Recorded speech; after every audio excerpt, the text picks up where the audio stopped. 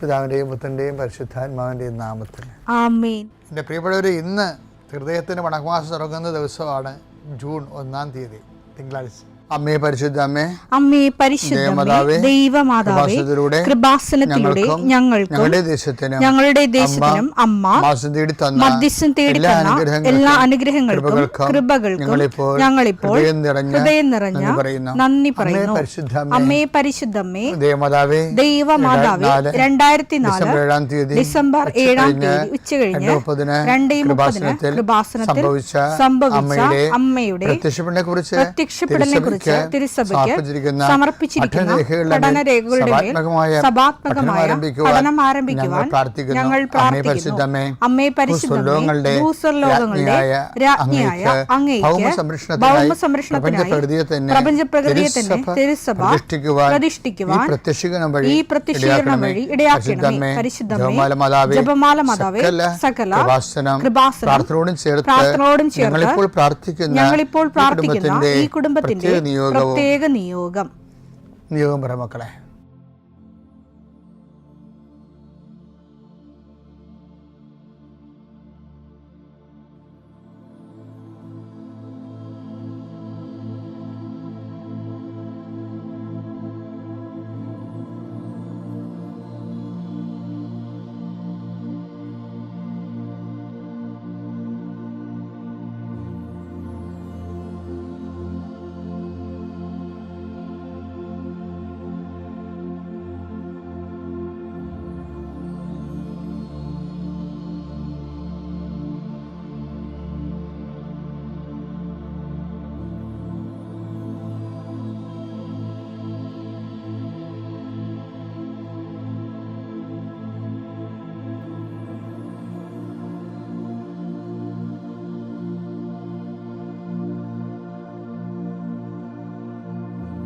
അമ്മയുടെ പ്രത്യക്ഷീകരണത്തിന്റെ ഈ അനുഗ്രഹവേളയിൽ ഞങ്ങൾക്ക് സാധിച്ചു തരുവാൻ കനിയണമേ. ആമേൻ. വിശ്വാസ പ്രമാണം. സർവശക്തനായ പിതാവും ആകാശത്തിന്റെയും ഭൂമിയുടെയും സൃഷ്ടാവുമായ ദൈവത്തിൽ ഞാൻ വിശ്വസിക്കുന്നു. അവിടുത്തെ ഏകപുത്രനും ഞങ്ങളുടെ കർത്താവുമായ ഈശോമിശിഹായിലും ഞാൻ വിശ്വസിക്കുന്നു. ഈ പുത്രൻ പരിശുദ്ധാത്മാവിനാൽ ഗർഭസ്ഥനായി കന്യകാമറിയത്തിൽ നിന്ന് പിറന്ന് പൊന്തിയോസ് പീലാത്തോസിന്റെ കാലത്ത് പീഡകൾ സഹിച്ച് കുരിശിൽ തറയ്ക്കപ്പെട്ട് മരിച്ച് അടക്കപ്പെട്ട് പാതാളങ്ങളിൽ ഇറങ്ങി മരിച്ചവരുടെ ഇടയിൽ നിന്ന് 3-ാം നാൾ ഉയർത്ത് സ്വർഗത്തിലേക്ക് എഴുന്നള്ളി സർവശക്തിയുള്ള പിതാവായ ദൈവത്തിന്റെ വലതുഭാഗത്തിരിക്കുന്നു.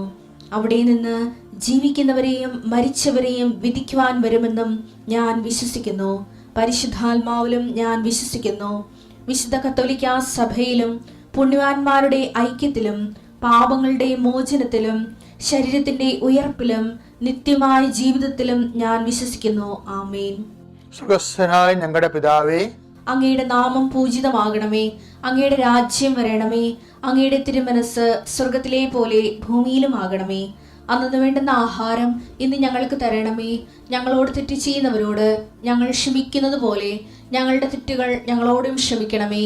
ഞങ്ങളെ പ്രലോഭനത്തിൽ ഉൾപ്പെടുത്തരുതേ, തിന്മയിൽ ഞങ്ങൾ രക്ഷിക്കണമേ. ആമേൻ. നന്മ നിറഞ്ഞ മറിയമേ, സ്വസ്തി. കർത്താവ് അങ്ങയുടെ കൂടെ സ്ത്രീകളിൽ അങ്ങ് അനുഗ്രഹിക്കപ്പെട്ടവളാകുന്നു. അങ്ങയുടെ ഉദരത്തിൻ ഫലമായി ഈശോ അനുഗ്രഹിക്കപ്പെട്ടവനാകുന്നു. പരിശുദ്ധ മറിയമേ, തമ്പുരാന്റെ അമ്മേ, പാപികളായ ഞങ്ങൾക്ക് വേണ്ടി ഇപ്പോഴും ഞങ്ങളുടെ മരണസമയത്തും തമ്പുരാനോട് അപേക്ഷിക്കണമേ. ആമേൻ. കർത്താവേ, നിന്റെ ഉന്നതമായ നാമത്തിന് സ്വസ്ത്രം ചെയ്യുന്നു. കർത്താവേ, നിന്റെ വിശുദ്ധ പൗരോഹിത്യത്തെ മഹത്വപ്പെടുത്തണമേ. കർത്താവേ, സഭയിലുള്ള സാന്നിധ്യം പ്രകടമാക്കണമേ. 40 വർഷം ഞാൻ അർപ്പിച്ച കൃപാനയുടെ യോഗ്യതയാൽ കൃപാസ്ഥാനത്താരെ ജീവനോടെ പ്രത്യക്ഷപ്പെട്ട മാതാവിൻ്റെ മധ്യസ്ഥരെ ഇന്ന് ജോലിക്ക് പോകുന്ന എല്ലാവരെയും ഈശോനാമത്തെ ഏൽപ്പിക്കുന്നു. നിങ്ങൾ കണ്ടുമുട്ടുന്ന വ്യക്തികളെ കർത്താവിൻ്റെ നാമത്തിൽ അനുഗ്രഹിക്കപ്പെടുകയും നിങ്ങൾ തമ്മിൽ സംസാരിക്കുന്ന വിഷയങ്ങൾ കർത്താവിൻ്റെ സംരക്ഷണത്തിലായിരിക്കുകയും ചെയ്യട്ടെ. നിങ്ങൾ യാത്ര ചെയ്യുന്ന വാഹനങ്ങളെ കർത്താവ് സംരക്ഷിക്കട്ടെ. യാത്ര തുടങ്ങിയ അവസാനം വരെ നിൻ്റെ ആകുലതകൾ, നിനക്ക് ആകുലത ഉണ്ടാക്കാൻ സാധ്യതയുള്ള വ്യക്തികളെ കർത്താവ് വഴിമാറ്റി വിടുകയും വേസ്റ്റായിട്ടുള്ള ടോക്കുകൾ ഉണ്ടാവാതിരിക്കാൻ കർത്താവ് നിന്നെ ബന്ധിക്കട്ടെ. നിൻ്റെ മനസ്സിനെ ഭരിപ്പിക്കുകയും പ്രയാസപ്പെടുത്തുകയും ഭാരപ്പെടുത്തുകയും ചെയ്യുന്ന വ്യക്തികളെ കണ്ടുമുട്ടാതിരിക്കാനും ആ സിറ്റുവേഷൻ ഒഴിവാകാനും കർത്താവ് നിന്നെ സഹായിക്കട്ടെ. അഥവാ അങ്ങനെയാണെങ്കിൽ ആ സമയത്ത് നീ വിശ്വപ്രമാണം ചൊല്ലിക്കൊണ്ട്, സ്വർഗസ്ഥനായ ചൊല്ലിക്കൊണ്ട് മനസ്സിൽ ഈ ദുരിത സാഹചര്യങ്ങളിൽ നിന്ന് നീ വിടുതൽ പ്രാപിക്കുന്നതിന് വേണ്ടി പരിശുദ്ധ അമ്മ നിനക്ക് വേണ്ടി മധ്യസ്ഥം വഹിക്കട്ടെ. ജോലി യാത്ര, പരീക്ഷയ്ക്കുള്ള യാത്ര, പരീക്ഷാ സമയം കർത്താവ് നിന്നെ അനുഗ്രഹിക്കട്ടെ. ഇൻ്റർവ്യൂവിൻ്റെ സമയം കർത്താവ് നിന്നെ അനുഗ്രഹിക്കട്ടെ. നിൻ്റെ നല്ല റിസൾട്ടുകൾ നിനക്ക് വരാൻ നീ റിസൾട്ട് കാത്തിരിക്കുന്നവരെ കർത്താവ് ആശീർവദിക്കട്ടെ. കർത്താവേ, ഈ മഴയുടെ കാലവും വെള്ളത്തിൻ്റെ ശല്യവും രോഗത്തിൻ്റെ പെരുപ്പവും മനസ്സിൻ്റെ ഇടർച്ചയും ഉറക്കമില്ലാത്ത അവസ്ഥയും കുടുംബത്തിൻ്റെ ദുരിതങ്ങളും കർത്താവ് ആരെല്ലാം എന്തെല്ലാം ദുരിതങ്ങൾ അനുഭവിക്കുന്നുവോ കർത്താവിൻ്റെ കാരുണ്യത്തിൻ്റെ പുതപ്പ് എൻ്റെ ഉള്ളിലാകട്ടെ. എൻ്റെ കർത്താവിൻ്റെ ഉന്നതമായ നാമത്തിൽ ജോലി തേടി പോകുന്നവർ, കുടുംബത്തിൽ ജീവിക്കാൻ മാർഗമില്ലാത്ത സാമ്പത്തിക വിഷമം അനുഭവിക്കുന്നവർ, സാമ്പത്തിക ക്ലേശവും കടവും അനുഭവിക്കുന്നവർ, മനസ്സിൽ വല്ലപാടും ചത്താൽ മതിയെന്ന് പോലും പൈശാചികമായിട്ട് ചിന്തിച്ച് പോകുന്നവർ, എങ്ങനെ ജീവിക്കുമെന്ന് അറിയാൻ പാടില്ലാതെ വേദനിക്കുന്നവർ, ഈ ഒറ്റ പ്രാർത്ഥന കൊണ്ട് കൃപാസനം അൾത്താരെ ജീവനോടെ പ്രത്യക്ഷപ്പെടാൻ മറിയാം പരിശുദ്ധ അമ്മ നിന്നെ സഹായിക്കട്ടെ. ഇന്ന് പ്രസവം നിശ്ചയിച്ചിരിക്കുന്നവർ, ഇന്ന് ഓപ്പറേഷൻ നിശ്ചയിച്ചിരിക്കുന്നവർ, ഇന്ന് ആശുപത്രി പോകുന്നവർ, ഇന്ന് ടെസ്റ്റിന് പോകുന്നവർ, ടെസ്റ്റിൻ്റെ റിസൾട്ടിന് പോകുന്നവർ, ഡ്രൈവിങ്ങിൻ്റെ ലൈസൻസിന് പോകുന്നവർ, അതിൻ്റെ ടെസ്റ്റിന് പോകുന്നവർ, കർത്താവെ എല്ലാവരെയും നിൻ്റെ നാമത്തിൽ ഞാൻ ആശീർവദിക്കുന്നു. കർത്താവെ, ഇന്ന് തുടക്കം കുറിക്കുന്ന ഓരോരോ കാര്യങ്ങളുണ്ട്. ചിലപ്പോൾ വീടായിരിക്കാം, ചിലപ്പോൾ വീട് വെക്കുന്നതാകാം, ചിലപ്പോൾ കട്ട്ല വെക്കുന്നതാകാം, ചിലപ്പോൾ അടിത്തറ ശില പാകുന്നതാകാം. കർത്താവെ, എന്തു തന്നെയായാലും ഇന്ന് കയറിപ്പുറതിയുള്ളവരാകാം. അങ്ങനെയുള്ള എല്ലാ മേഖലകളും, വിവാഹം അന്വേഷിക്കുന്ന ഉൾപ്പെടെ, അടിയന്തരങ്ങൾ നടക്കുന്ന ഉൾപ്പെടെ, നിൻ്റെ വീട്ടിൽ നടക്കുന്ന മുഴുവൻ കാര്യങ്ങൾ, നീയുമായി ബന്ധപ്പെട്ട മുഴുവൻ കാര്യങ്ങൾ 40 വർഷം ഞാൻ അർപ്പിച്ച കൃപാൻ്റെ യുഗതയാൽ കൃപാസനത്താറെ ജീവനോടെ പ്രത്യക്ഷപ്പെട്ട മാതാവിൻ്റെ മധ്യസ്ഥത്താൽ നിൻ്റെ ജീവിതവും ജീവിത ചുറ്റുപാടുകളും സഹപ്രവർത്തകരും സഹസഞ്ചാരികളും കർത്താവിൻ്റെ നാമത്തിൽ അനുഗ്രഹിക്കപ്പെടട്ടെ. നിത്യം പിതാവും പുത്രനും പരിശുദ്ധാത്മാവായ സർവേശ്വരെ നീക്കുവാമേ. എൻ്റെ പ്രിയപ്പെട്ടവരെ, ഞാൻ നിങ്ങളോട് നേരത്തെ പറഞ്ഞിട്ടുണ്ടോ എന്നറിയത്തില്ല, ഇപ്പം എൻ്റെ മനസ്സിൽ വന്നൊരു കാര്യമാണ്. അതായത് ഈ ഇന്ത്യൻ ആത്മീയ മീമാംസകളിലെ ചില ന്യായങ്ങളുണ്ട്. ന്യായം എന്ന് വെച്ചാൽ മെത്തേഡ്, രീതികൾ. ഇപ്പോൾ ദൈവത്തെ കണ്ടെത്താൻ വേണ്ടി മനുഷ്യൻ ഉപയോഗിച്ച് വരുന്ന രീതികൾ. ഇപ്പോൾ ഇപ്പോൾ അതിനൊരു രീതിയാണ് മർക്കടൻ ന്യായം. നിങ്ങൾ കേട്ട് കാണാം. മർക്കടൻ ന്യായം എന്ന് വെച്ചാൽ പിന്നെ ഒരു മാർജാര ന്യായം എന്ന് വെച്ചാൽ, മർക്കടം എന്ന് പറഞ്ഞാൽ കുരങ്ങ് കുഞ്ഞിനെ ഉയർന്ന കമ്പുകളിലേക്ക് കൊണ്ടുപോകുന്നത് എങ്ങനെയാണ്?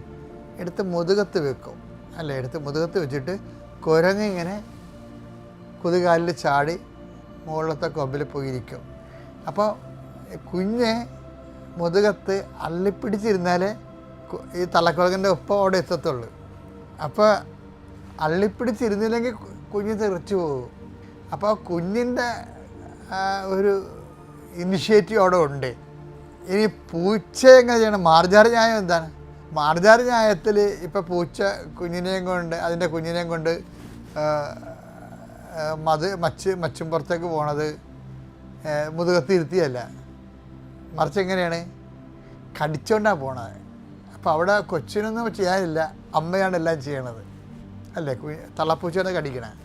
ഇതിനെ മാർജാര ന്യായം എന്ന് പറയുന്നത്. ഇപ്പോൾ എന്താ അതിൻ്റെ ആപ്ലിക്കേഷൻ എന്ന് പറഞ്ഞാൽ എന്താണെന്ന് വെച്ച് കഴിഞ്ഞാൽ, നമ്മൾ ദൈവത്തിൻ്റെ ആത്മീയത വളരുന്നതിന് 2 ന്യായങ്ങൾ ഉപയോഗിക്കാം.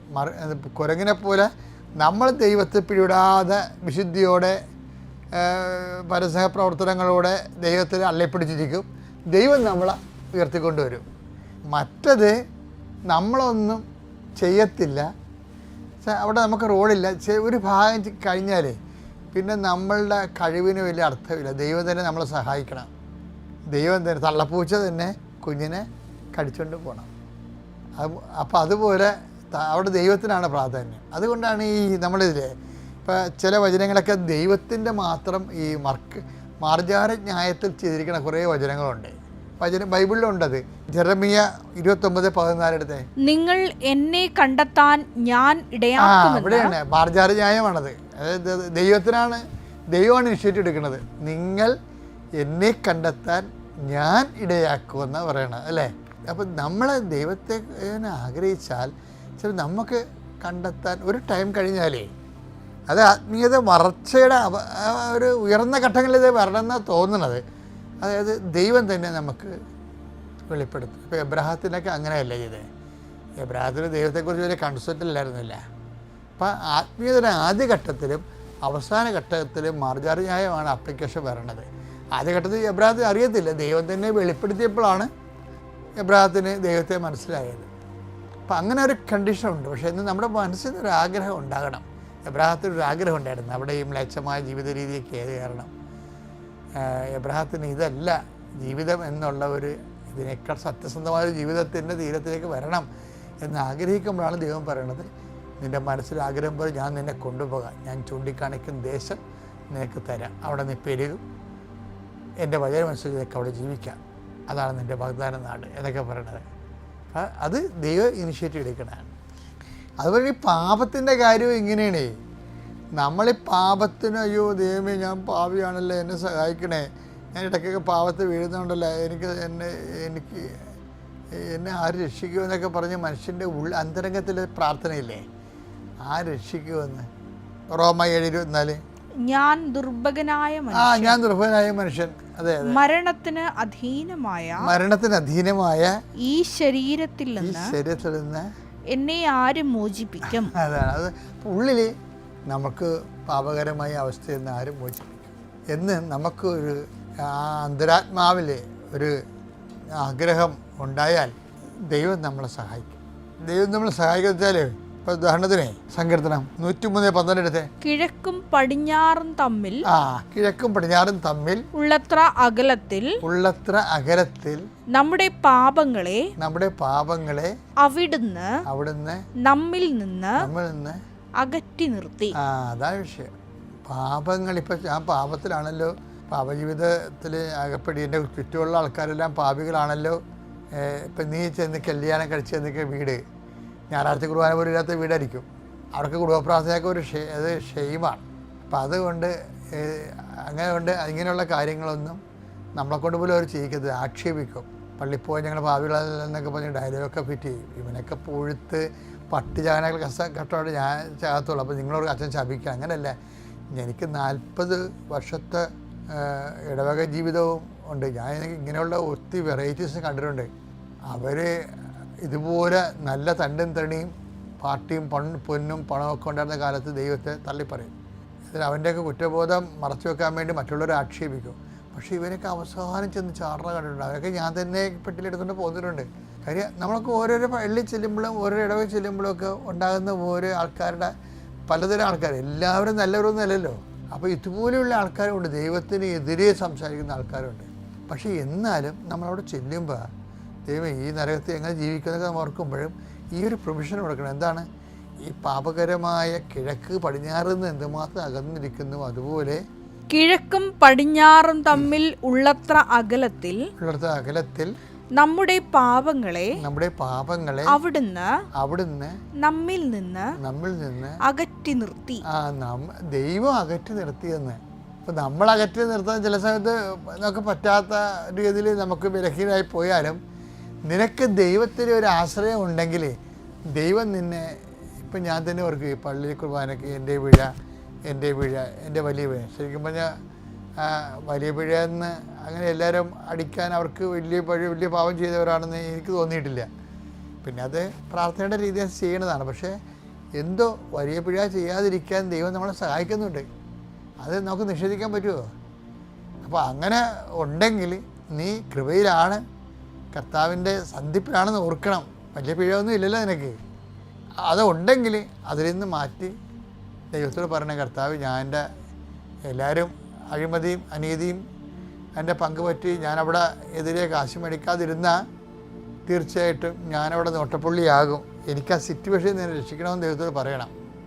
കാര്യം ഓരോരോ സ്ഥലത്തൊക്കെ ഓഫീസിലൊക്കെ വരുന്നവരെ അവർ വൈകുന്നേരം വരുമ്പോൾ അവിടെ വലിപ്പിൽ 10, 500, 5000 രൂപയൊക്കെ കിടക്കും. അത് പങ്കിട്ടെടുക്കണം. അഴിമതി നടത്തിയതിനും അതിൻ്റെ പേര് പങ്കിട്ടെടുക്കണം. എല്ലാ ഓഫീസൊന്നും ഇല്ല, ഞാൻ പണ്ടത്തെ കാര്യമാണ് പറയണത്. പക്ഷെ എന്നാലും നമ്മൾ സത്യസന്ധമായി ജോലി ചെയ്യുന്നവർക്കൊക്കെ ഇതിൻ്റെ ആവശ്യമുണ്ടാ? ആളുടെ പരപീഡയല്ലേ ഇത് എന്ന് വെച്ചാൽ ദൈവത്തോട് നമ്മൾ കണ്ണീരോട് പ്രാർത്ഥിച്ചാൽ ആ സിറ്റുവേഷൻ നമ്മൾ ദൈവം മാറ്റും. പക്ഷെ നമ്മൾ ആത്മാർത്ഥത്തോടെ ആഗ്രഹിക്കണം. കാര്യം ദൈവം മാറ്റും എന്നുള്ളതാണ് ഈ സങ്കീർത്തനം 3:12 ഞാനും അനേക മക്കളുടെ ജീവിതത്തിൽ കണ്ടിരിക്കുന്നത്. അപ്പോസ്തല പ്രവർത്തനങ്ങൾ 11:18 ഈ വാക്കുകൾ കേട്ടപ്പോൾ അവർ നിശബ്ദരായി. ജീവനിലേക്ക് നയിക്കുന്ന അനുതാപം വിജാതീയർക്കും ദൈവം പ്രദാനം ചെയ്തിരിക്കുന്നു എന്ന് പറഞ്ഞുകൊണ്ട്. ഉദ്ദേശിക്കത്തേ ഉള്ളു ഈ അനുതാപം. പാപം പോലും നമ്മളിത് മാറ്റണേ ദൈവത്തിന് റോളുണ്ട്. അതൊരു മാർജാരന്യായമാണ്. അതുപോലെ അനുതാപം നൽകുന്നതിന് ദൈവത്തിന് റോളുണ്ട്. അപ്പോൾ ദൈവത്തിൽ നിന്ന് മാറാതെ സത്യം ആഗ്രഹിച്ചാൽ എപ്പോഴായാലും നമ്മളെ ദൈവം സഹായിക്കും. ദൈവം നിങ്ങളെ അനുഗ്രഹിക്കട്ടെ. പിതാവിൻ്റെയും പുത്രൻ്റെയും പരിശുദ്ധാത്മാവിൻ്റെയും നാമത്തിൽ.